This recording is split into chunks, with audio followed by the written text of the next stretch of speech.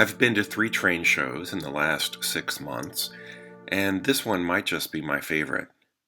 It looks warm and sunny here, but when I was there were at least 2 inches of snow on the ground. Outside it was 20 degrees, but in here it was pretty toasty. After I paid my admission, I went to my right, and maybe it's a rookie mistake, but the first table I saw had a whole bunch of items that were $10, even if they were in the box. And so, right off the bat, I bought 2 things. $20 out of my wallet, but it was worth it. My main area of interest would be in O gauge or O scale trains.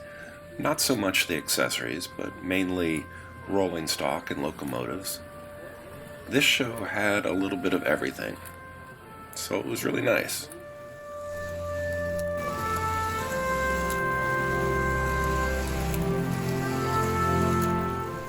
A week earlier, I was at the Columbus Train Show, and that had a totally different vibe.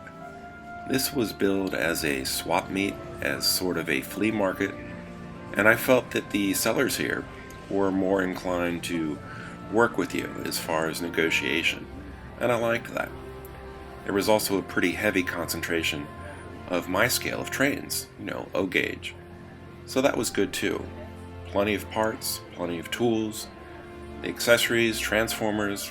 If you wanted something that would work with Lionel trains, you could pretty much find it here.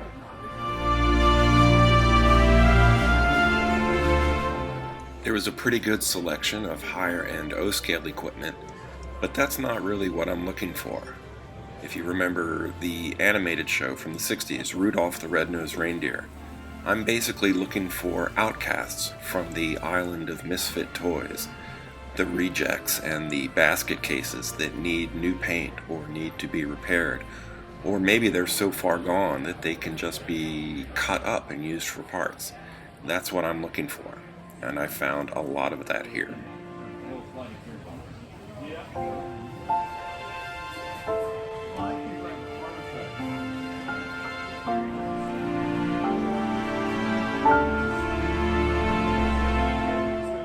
I'm pretty heavily into trains right now, but I also like die-cast cars that are compatible in size and scale with Lionel trains.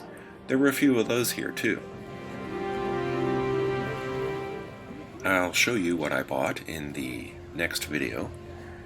If you enjoyed this one, please like and subscribe. Thanks for watching, and until then, this has been Bob's Workshop. Take care.